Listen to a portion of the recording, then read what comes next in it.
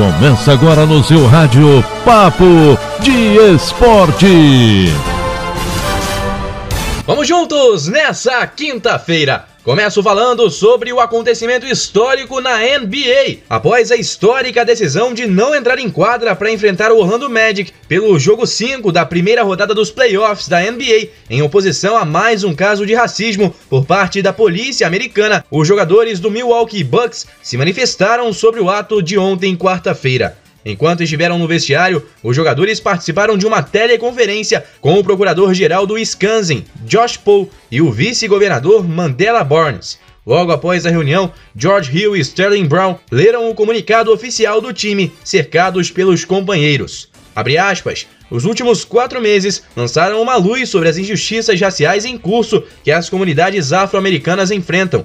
Cidadãos de todo o país têm usado suas vozes e plataformas para se manifestar contra esses delitos, fecha aspas, diz um trecho do comunicado. O caso que levou os jogadores a não entrar em quadra envolve o cidadão americano Jacob Blake. Jacob, que é negro, levou 7 tiros pelas costas da polícia de Kenosha, no estado de Wisconsin, no último final de semana, quando tentava apartar uma briga entre 2 mulheres. Na hora, Blake estava desarmado e perto dos filhos. Ele está internado e perdeu o movimento das pernas, segundo os familiares. O caso gerou uma nova onda de protestos nos Estados Unidos contra o racismo. Olha aí, depois da decisão dos Bucks, outros 2 jogos também foram boicotados. Aliás, essa é uma palavra importante porque LeBron James reforçou à noite que não se trata de adiamento dos jogos, mas sim de boicote às partidas da 5ª rodada da NBA. Houston Rockets e Oklahoma City Thunder, que jogariam às 7h30 de ontem, também boicotaram sua partida, assim como Lakers e Blazers, que fariam o último jogo da noite de quarta-feira.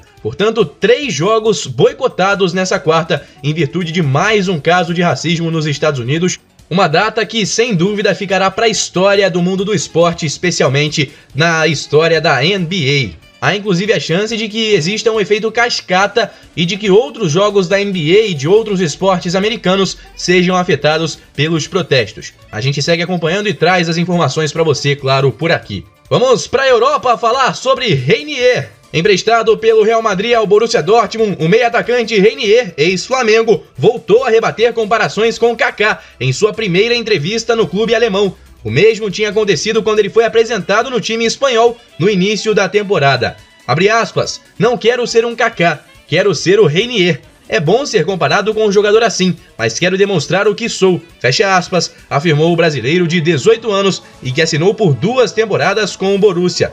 Abre aspas, tinha a possibilidade de ficar na Espanha, mas quando surgiu a opção do Dortmund, não pensei 2 vezes. O Dortmund é conhecido por desenvolver jogadores, fecha aspas, salientou Reinier. No papo, o jogador revelou que recebeu uma ligação do ex-atacante Amoroso, ídolo aurinegro, e que isso deu mais confiança ainda para brilhar no time alemão. Reinier, então, em sua primeira entrevista coletiva no Dortmund, disse que não quer ser um novo Kaká, mas sim que quer ser o Reinier.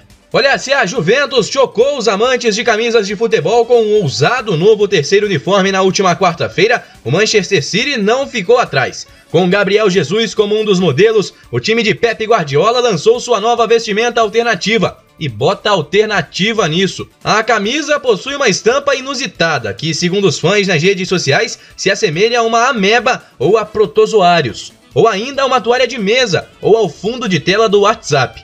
Talvez o pessoal tenha ido longe nessas comparações. Segundo o fornecedor, evidentemente, o design não foi inspirado em nada disso. O desenvolvedor explica que foram usadas a rosa e os 3 rios da crista do clube para criar essa camisa única na junção do futebol, da música e da moda. Gabriel Jesus, então, como modelo para a apresentação da nova terceira camisa do Manchester City para essa temporada. Me despeço hoje falando sobre Copa do Brasil, porque Botafogo e Vasco da Gama venceram e estão garantidos na 4ª fase da Copa do Brasil. Começo pelo Botafogo, que venceu fora de casa por 2-1 e, como já tinha vencido em casa em março por 1-0, garantiu de forma tranquila a sua classificação. Os gols de ontem foram marcados por Marcelo Benevenuto e Danilo Barcelos. Botafogo vencendo por 2-1 o Paraná e se classificando à 4ª fase da competição.